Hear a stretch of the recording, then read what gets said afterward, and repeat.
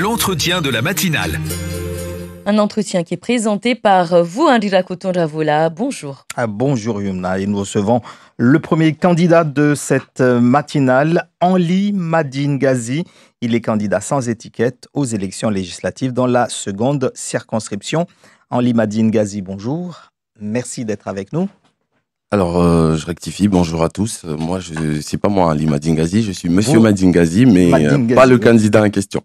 Vous représentez alors donc le candidat Henli Madine Gazi. Tout à fait. Mais vous vous appelez bien Madine Gazi. Très bien. Bienvenue alors avec nous. Alors, qu'est-ce qui a poussé Henli Madine Gazi à cette élection? Pourquoi il se présente pour cette députation? Quelles sont ses motivations? Alors, on sait tous qu'à Mayotte, aujourd'hui, depuis très longtemps, on vit dans une situation vraiment très compliquée. Que ça soit par rapport aux jeunes, aux vieux, aux enfants. En fait, Mayotte, tout simplement, a besoin d'un développement. Et depuis que nous, moi personnellement, pour ma part, depuis que je suis revenu ici, j'ai suivi les élections, j'ai suivi des candidats, j'ai suivi la politique, et jusqu'à maintenant, on n'a jamais vu un élu, qui soit local ou parlementaire, arriver à faire ou à apporter une évolution quelconque dans ce territoire. Aujourd'hui, on a un jeune candidat qui s'était déjà présenté en 2017 pour les mêmes élections et se représente aujourd'hui en 2022 pour les mêmes élections par conviction et surtout par rapport à son envie de voir cette île se développer, tout simplement. Mais il est tout de même inconnu, en tout cas pas très bien connu de la scène politique. Du coup, on ne peut pas le juger par son expérience. Est-ce que vous n'avez pas peur que justement tout cela puisse être compliqué pour lui pour aller défendre Mayotte au niveau national? Moi, je vous dirais, il n'y a rien de facile dans ce monde. La réalité est telle qu'on ne va pas parler d'expérience. Normalement, la volonté fait qu'on y arrive à ce qu'on veut. Et je sais que ce candidat a cette volonté. Il n'est pas connu de la scène politique, c'est normal, mais derrière cette scène politique, c'est un candidat très connu par rapport à son combat pour l'éducation à Mayotte. Henli s'est beaucoup battu pour que Mayotte ait une université de plein exercice. Et jusqu'à maintenant, ce combat est toujours là. Et cette candidature est là aussi pour aller dans ce sens. Alors, avant de développer justement son programme pour Mayotte, s'il est élu, Henli Madine Gazi rejoindrait quel groupe à l'Assemblée nationale pour se faire entendre? Alors aujourd'hui, se faire entendre, il faut avoir les tacts, comme on dit, mais la diplomatie demande qu'on soit très vigilant par rapport au positionnement qu'on va faire à l'Assemblée. Comment se faire entendre? Alors, normalement, tout candidat qui pense aller défendre un territoire doit se positionner dans un groupe où on a l'occasion de s'exprimer et de se faire entendre. Donc, il se mettra automatiquement dans un groupe où il aura l'occasion de se faire entendre et de s'exprimer. C'est-à-dire, il peut se faire entendre et s'exprimer, que ce soit dans la majorité. On a eu Madame Ramlati qui s'est, lors du mandat précédent, qui a pu s'exprimer. Mansour Kamardine, dans l'opposition, a pu aussi s'exprimer. Et ils se sont tous les deux fait... Alors, ils se sont exprimés, ok, mais pour quel résultat? La réalité, elle est là. Mansour Kamardine, ok, moi je le vois, il s'exprime. Mansour Kamardine, oui, il s'exprime. Ramlati, il s'exprime. Mais quel résultat aujourd'hui? On n'en a aucun des résultats. Donc aujourd'hui, c'est pas le fait de s'exprimer. Parler, ne pas se faire entendre ne sert strictement à rien. Donc aujourd'hui, il faut avoir la manière de faire des propositions et les faire comprendre et les faire suivre. Et après, quelle est cette manière?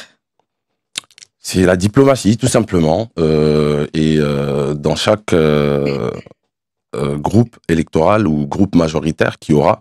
Aujourd'hui, on ne sait pas si c'est le groupe présidentiel qui sera majoritaire ou les insoumis qui seront majoritaires ou encore un autre groupe qu'on ne connaît pas qui deviendra majoritaire.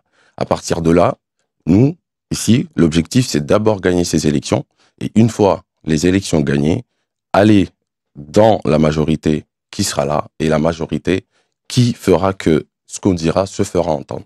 Alors, qu'est-ce que vous allez essayer de faire entendre au niveau national dans cette Assemblée nationale pour Mayotte? Quelles sont vos priorités pour Mayotte? Qu'est-ce que vous voulez vraiment apporter pour Mayotte dans les 5 prochaines années?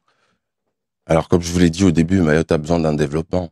Aujourd'hui, Mayotte, on vit pas dans une sécurité, comme on dirait, mais nous, on n'est pas là. Nous, tout ce qu'on veut, c'est un développement. Et pour avoir un développement, il faut que Mayotte arrive à s'aligner sur le même droit commun que la France métropolitaine ou les autres îles comme La Réunion, par exemple. Donc aujourd'hui, la priorité, c'est ça, c'est le développement. Et dans ce développement, on a tout dedans. Que ça soit économique, que ça soit sécurité, tout ce qu'on veut, ça se trouve dans le développement. Une île qui se développe, c'est une île qui donne, qui crée de l'emploi. C'est une île qui fait que sa jeunesse a des orientations claires par rapport au développement qui s'y opère.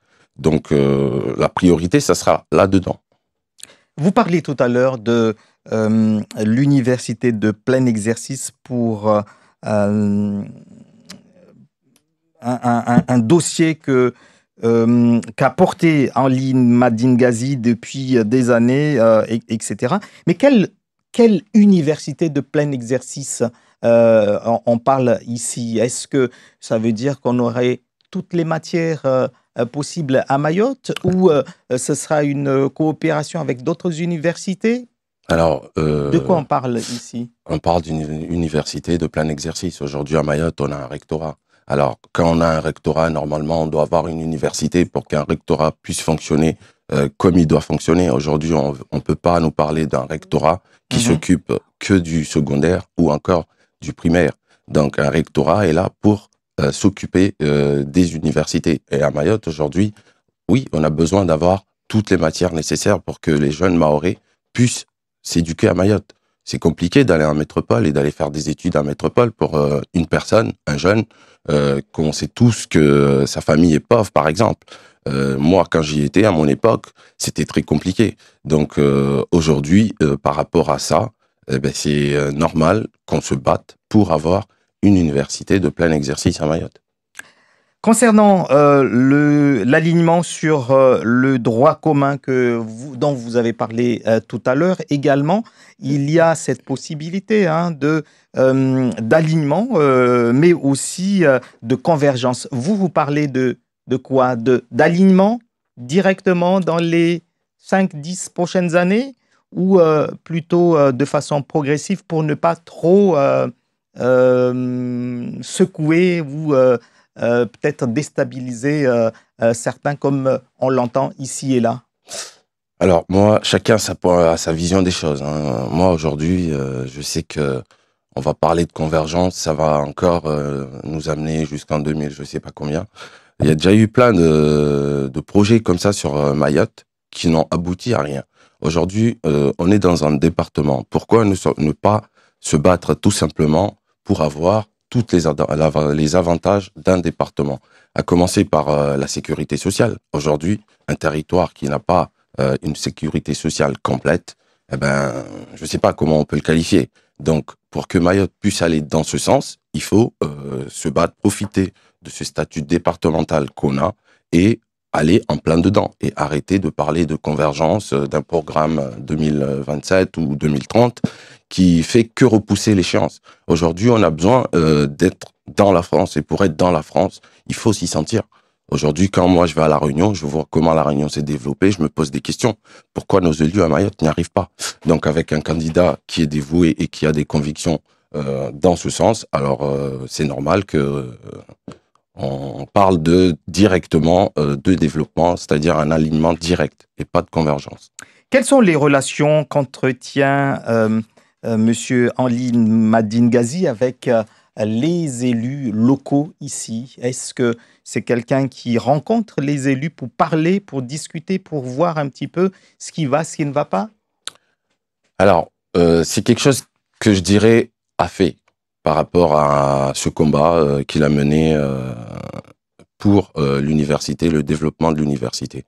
Donc, oui, c'est une personne qui va peut-être, mais est-ce que les élus sont là, ils sont réceptifs dans ce sens? Parce qu'on va pas dire Henli Madine Gazi fait ça. Est-ce qu'aujourd'hui, un jeune à Mayotte qui a un besoin par rapport à une question particulière se déplace et va voir un élu, est-ce que l'élu est réceptif?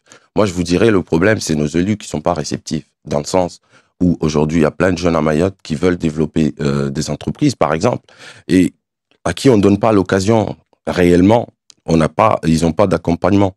Donc, du coup, c'est compliqué. Mais oui, les élus, les personnes vont les voir, mais est-ce que les élus sont réceptifs?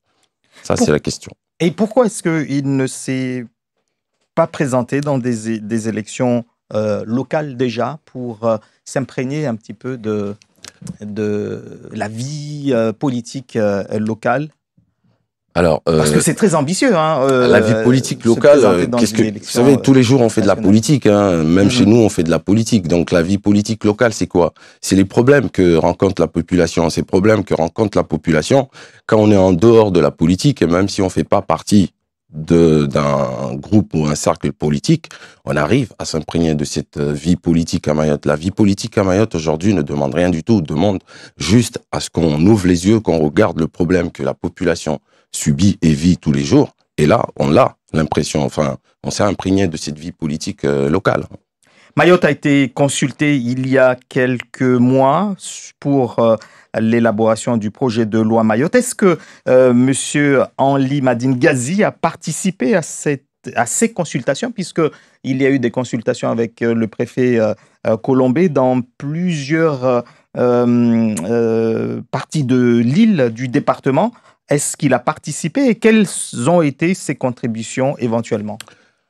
Alors, ce projet de loi, beaucoup de Mahorais n'ont pas participé. On ne dira pas qu'Henli a participé. Oui, il a participé indirectement parce qu'on avait l'occasion d'être présent ou de faire ça via Internet. Oui. Donc, il a participé via Internet, mais en réalité, quand on regarde cette élaboration de projet de loi Mayotte, c'était pas vraiment... bon, je dirais c'est une bonne chose, mais est-ce qu'on est allé vraiment dans l'essentiel des besoins des Mahorais?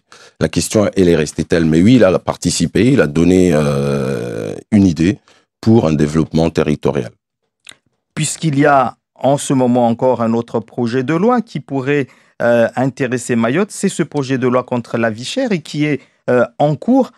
Si vous êtes amené à vous prononcer sur cela, quelles seraient les propositions que vous ferez pour que ce projet de loi tienne compte de Mayotte? Alors, on espère être élu. Et comme je vous l'ai dit, on va faire une proposition de loi pour une vie chère à Mayotte. On sait tous que... Contre la vie chère. Contre la vie chère. On sait tous qu'aujourd'hui, on est en train de subir une inflation mondiale par rapport à tout ce qui se passe, à la crise du Covid, par rapport à la guerre qui se déroule en ce moment en Ukraine. Donc, pourquoi on va chercher à faire une proposition de loi contre la vie chère? Pourquoi ne pas chercher à avoir une égalité sociale à Mayotte? C'est-à-dire commencer par augmenter le SMIC, s'aligner avec les autres territoires ou départements d'outre-mer, et faire en sorte que les Mahorais puissent avoir un vrai pouvoir d'achat. Parce que tout ça commence par le salaire. Aujourd'hui, le SMIC à Mayotte est à 1100 €. Pour ceux qui ont beaucoup de chance. Donc pourquoi ne pas se battre pour avoir des évolutions réelles et concrètes au lieu d'aller chercher à faire des propositions de loi que on ne sait pas pourraient ou ne pas aboutir. Donc Ok, voilà. Merci à vous en tout cas d'avoir accepté l'invitation de Mayotte la première. Je rappelle donc que vous représentez ce matin le candidat sans étiquette de la première circonscription, Henli Madine Gazi. merci à vous.